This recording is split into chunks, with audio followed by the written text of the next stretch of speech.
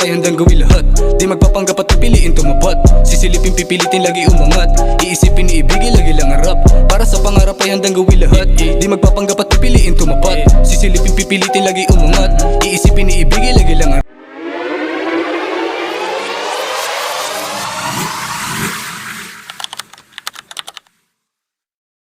So ngayong araw may tuturo po tayong bagong kaalaman na ipamahagi po natin ngayon sa mga viewers natin. So ito po yung washing machine ngayon na nasa likod ko ay sira po yung dryer nito. So ayusin po natin at ituturo ko pa sa inyo kung paano po ito gawin. Kung naranasan mo na gumamit ng dryer ay bigla pong tumigil, possible na problema niyan ay door switch or ang kanyang capacitor. So kung meron pa namang ugong at hindi pa rin gumana, ay malamang baka naka-brake yan. So ang brake po natin ay dito po. So dapat nakakabit po yan. So hindi po yan makita, no? So ayan. So kung nakikita nyo, yan, ito po yung ating brake. So dapat nakakabit yan dito sa ating alambre. Ayan. So kapag hindi pa rin umandar, umuugong lang, ang possible problema niyan ay capacitor. Kapag wala pa rin, napalitan mo ng lahat. So ang problema niyan ay motor. So ngayon ituturo ko po sa inyo step by step itong ating gagawin. Unang-una, tagalin po muna lahat ng screw na nasa ilalim. So ayan, yung ginawa natin ay ayan, nakuha na po natin yung mga screw. Ayan. Yan. Tanggalin po natin to. Paano to makukuha? Angatan lang po natin ito dito. Yan, lagay muna natin dyan. Yan. Dapat ganyan. So, huwag na natin itong buksan dito. Dito, sa mga ano na to, huwag na natin buksan yan. Ayan. So, dito lang natin kukunin yan. Dito. May mga lock yan dito. Ayan. Ayan. Pag nakuha na natin yan, so madali lang po tanggalin ito. Tanggalin lang po natin ito. Para walang sagaban. Yan. So ayan. So kung makikita nyo, dinugtong na po dito yung kanyang door switch. So ito po yung door switch nya. Kung sakali man po na ayaw po gumana, pwede nyo na po itong i-direct. Kasi dito, kapag inangat to, ayan, bibitaw din to. Kaya mawawalan siya ng supply sa kuryente. Ayan. So ngayon gumagana pa naman to. Ang problema niya ay nabali po ang kanyang pinto. Yan, nabali po yan dito. So bali ang pag dito, pag mag-open, kapag sinarado natin to, aangat to. Ayan. So yan, nabali po yan. So ito po yun. Ito po yung nabali niya. So ayan, dyan yan. So since hindi na maremedyohan dito, ay dinirect ko na lang. Tsaka dito na lang magpapatay. So gulayin din po natin maghugas ng washing machine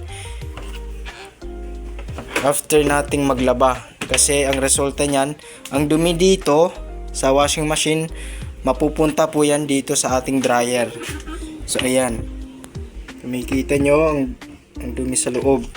So ayan, lagyan lang po natin to ng tubig at pandaran po natin.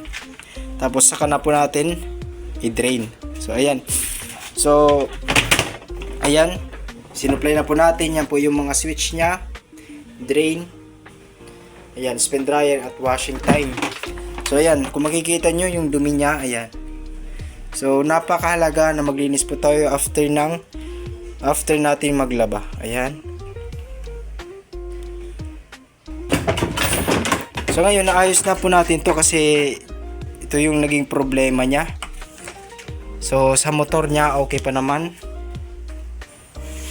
So ngayon, isaksak po natin since naka-direct po siya. Ibalik po natin yung kanyang switch. So yan lang po yung paglagay niya, didin lang po. Ayan. Tapos saksak po natin. Ayan. So inan na po natin. Hindi pa to naka-fix, hindi pa natin ibinalik yung mga screw, pero ipapakita ko sa inyo na itong dryer na to ay gumagana na. So ayan.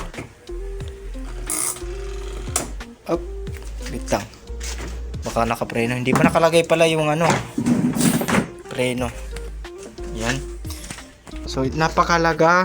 Naikabit po natin ito. Baka masira tuluyan yung ating dryer. Yung alambre niya. Ito po yon. Ito yung alambre niya. Ayan, hindi lang makita. Ayan. Tapos buksan natin to. Check natin kung umiikot ng maayos. Ayan, umiikot naman siya ng maayos. Ngayon, ready na to. So, paikutin po natin. So, ayan. Yun, kung naririnig nyo. Ngayon, kapag inangat natin yung door niya, hindi na po ito papatay. So, ngayon, dito na lang po kayo magpapatay sa switch. Ayan. So, hindi na po yan mamamatay. Ayan, kung makikita nyo. Inangat na po natin yung door. Hindi na po siya namatay kasi wala na po siyang door switch. So, ayan. Yan. Yan ang lakas ng ikot niya. So, ayan. Mamamatay po siya kapag paubos na rin po dito.